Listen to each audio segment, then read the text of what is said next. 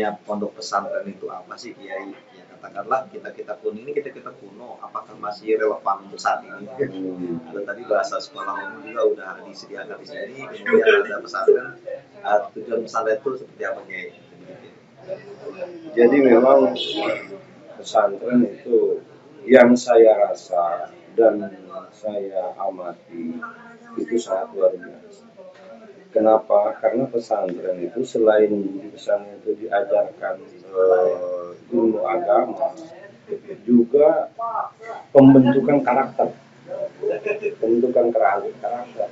Karena di pesantren kemandirian dan sebagainya itu dengan sendirinya, walaupun dia itu tidak kita ajarkan, tetapi memang alamnya pesantren harus mandiri. Jadi ketika mereka itu terjun ke masyarakatnya sudah dari sisi itunya ya.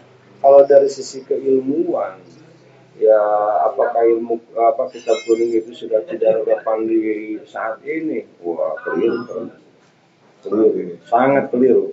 Kenapa disebutkan sangat keliru? Karena begini, kitab kuning itu adalah rangkuman daripada kitab-kitab ilmu-ilmu para ulama terdahulu, di mana mereka pun kan dari gurunya, dan gurunya terutama kalau dari mu'alif ya.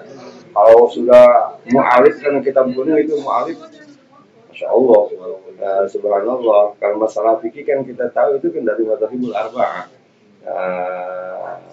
Nah, terus masalah tauhid, masalah tasawuf, kan semuanya bersandar kepada hadis, bersandar kepada Al-Quran. Ya, ketika kita melaksanakan apa yang menjadi rangkuman dan kita pelajari rangkuman daripada ulama-ulama yang bersandar kepada madzhabul arba'ah, justru itulah yang jadi patokan kita. Kalau kita tidak belajar dari kitab kuning, rangkuman dari para ulama-ulama terdahulu, apa yang menjadi patokan?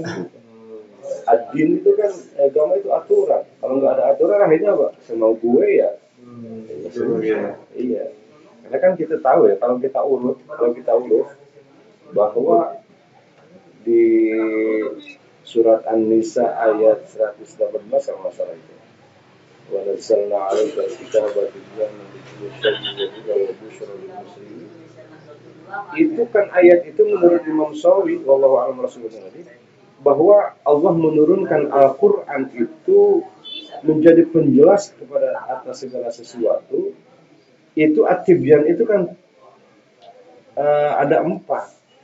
Imma bizatil Quran, atau bihalati alal hadis, atau bihalati alal ijma', atau bihalati alal qiyas. Nah, di sini kan penjelasan itu sudah jelas bahwa kita umpamakan dari kita mengambil dari ijma sahabat kan masuk di situ. Yang dari ijma sahabat itu kan terus berderet kepada ijma ulama, di mana termasuk di antaranya ulama mujtahidin. Nah, inilah yang ulama mujtahidin yang menjadi patokan kita sebagai penganut Ahlussunnah wal Jamaah Nahdiyah. Kalau kita tidak pegang kitabnya para ulama, ya mau kita apa? Mau dari mana? Ya kita kan langsung dari Al-Quran kan. Masya Allah, udah ada minuman di depan mata malah nyari sumberan. Apakah itu artinya pesantren katakanlah hanya belajar tahfiz dan terjemah itu belum cukup ya? Belum. Hanya tahfiz itu belum cukup. Belum. Dan literasi itu mendukung untuk kan makanya kan tadi itu kan jadi panjang kalau penjelasan daripada dari ayat itu kan panjang sekali. Ulama sudah menjelaskan itu ya. Itu harus ada yang mungkin ya, selain hafizul Quran harus tahu maknanya Al-Quran, bukan tahunya itu dari terjemah. Kalau tahu dari terjemah mah bukan seorang mufasir. Mutarjim. Mutarjim. Iya, beda ya Ki ya. Beda. Ini mutarjim. Beda. Nah, itu kan yang mau ijtihad Al-Quran harus tahu mana detailnya Al-Quran. bagaimana mungkin mau tahu makna dari detail Al-Quran sementara penunjang untuk memaknainya ilmu nahu, ilmu sorof, ilmu mantik, ilmu ma'ani, ilmu bayan nggak dipelajari ya mau mana. Ini masalahnya banyak mutarjim sekarang jadi kiai nih.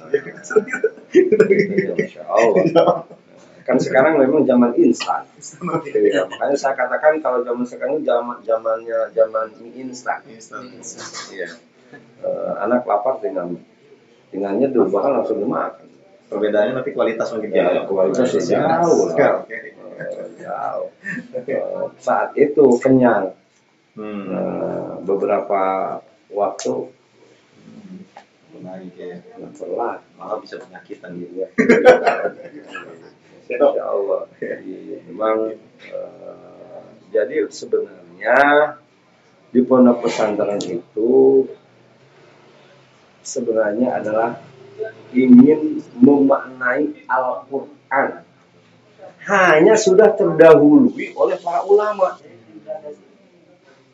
Penggali sudah terdahului, ya kita kemampuannya tidak ada, ya ngapain kita tadi? Sulit-sulit nyari-nyari kemana-kemana, udah ada di depan mata. Sapina, Fathul Qorib, Fathul Mu'in, Fathul Wahab dan sebagainya. Fathul Wahab nggak nyampe ya kayak Fathul Mu'in, ya Fathul Mu'in aja. Jadi nggak terjemah gitu. Iya. Itu kan penjelasan ya, masya Allah ya. Ya kalau kata Allah itu gitu aja repot. Iya. Siap. Insya Allah. Berhubung Kiai mungkin lagi capek ya. Iya.